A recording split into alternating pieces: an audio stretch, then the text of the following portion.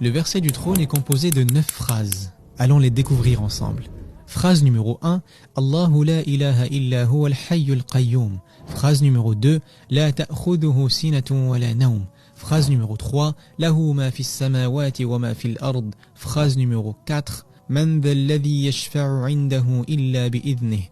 Phrase numéro 5, Ya'lamu ma bayna aydihim wa ma khalfahum. Phrase numéro 6, Wa la yuhituna bi shay'in min 'ilmihi illa bima sha'a. Phrase numéro 7, Wasi'a kursiyyuhu as-samawati wal ard. Phrase numéro 8, Wa la ya'uduhu hifdhuhuma. Phrase numéro 9, Wa huwa al-'aliyyul 'azim. 9 phrases. La première phrase est une magnifique présentation d'Allah. Allah, la ilaha illa huwa al-hayyul qayyum, où on retrouve les noms sublimes d'Allah qui sont Al-Hayy et Al-Qayyum. Le vivant est celui qui se suffit à lui-même et tout, absolument tout tient, existe et est maintenu grâce à lui. Mais vous savez ce qui est incroyable, c'est que la première phrase est directement liée avec la dernière. Les deux ont quelque chose en commun.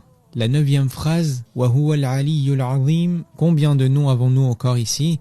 Comme la première phrase, 2 noms sublimes d'Allah qui sont le très haut, le très grand. La phrase 1 est directement liée à la phrase numéro 9. Mais avant de poursuivre avec la deuxième phrase, il faut qu'on sache quelque chose en amont. Les agents de sécurité. Vous allez me dire, mais quel est le rapport? Eh bien, les agents de sécurité ont un travail très difficile. Rester parfois jusqu'à pas d'heure et à des horaires tardifs à regarder des caméras de surveillance. Dans les films, on les représente parfois en train de dormir devant les écrans ou à leur poste car automatiquement, dès lors que l'on surveille quelque chose, nous avons tendance à nous assoupir et à nous fatiguer. Allah Azza wa Jalla a dit à propos de lui-même dans la deuxième phrase, La ta'khudhuhu sinatun wa la nawm. Ni la somnolence, ni le sommeil ne le saisissent. Quand tu es fatigué, tu es dans la somnolence. Et ce qui s'ensuit s'appelle an-nawm, le sommeil. Allah n'est pas touché par ces choses. La phrase numéro 2 est encore étroitement liée à la 8e phrase du verset qui est Wa la ya'uduhu hifdhuhuma. La garde des cieux et de la terre ne lui coûte aucune peine. Garder, surveiller les cieux et la terre ne fatigue pas Allah subhanahu. Ni sina, ni naum ne le touche. Ce deuxième verset est directement lié à l'avant-dernier subhanallah. Dans le verset numéro 3, il dit Lahu ma fis samawati wa ma fil ard. À lui appartient tout ce qui est dans les cieux et sur la terre. Avant de continuer, il faut qu'on comprenne bien la différence entre 2 noms d'Allah, Malik et Malik. Malik est propriétaire. Il y a cette notion de possession. Malik est un roi.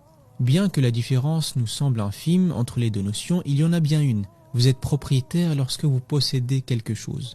Par exemple, si vous possédez un arbre, vous en êtes le propriétaire. Mais est-ce que pour autant vous êtes le roi de cet arbre?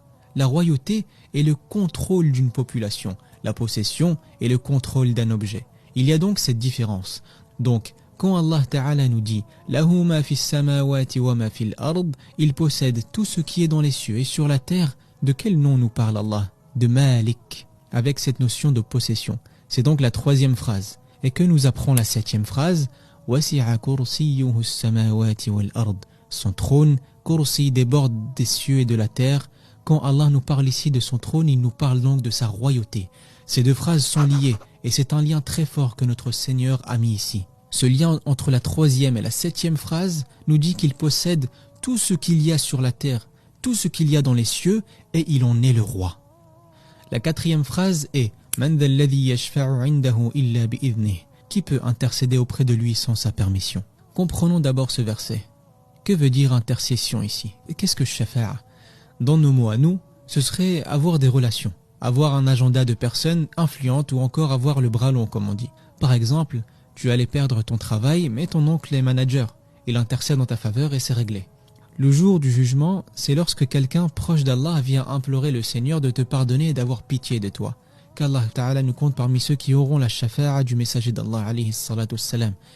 Cette phrase nous apprend que absolument personne n'a d'autorité sauf si Allah la lui donne. Retenez qu'il y a l'exception ici avec le mot arabe illa qui veut dire sauf. La 4e est directement liée à la 6e où Allah dit وَلَا يُحِيطُونَ بِشَيْءٍ مِّنْ عِلْمِهِ إِلَّا بِمَا شَاءَ. Et de sa science, il n'embrasse que ce qu'il veut. Personne ne peut acquérir quelque chose de sa science sauf ce qu'il permet. La quatrième et la sixième phrase sont une déclaration sur Allah, suivie de la seule exception. Personne n'intercède auprès de lui sauf celui qui en aura la permission. Personne n'a de science sauf celui à qui il donne du savoir. La première phrase est liée à la neuvième, la deuxième à la huitième, la troisième à la septième, la quatrième à la sixième. Il en manque une, et c'est celle du milieu. Celle qui est au milieu de toutes.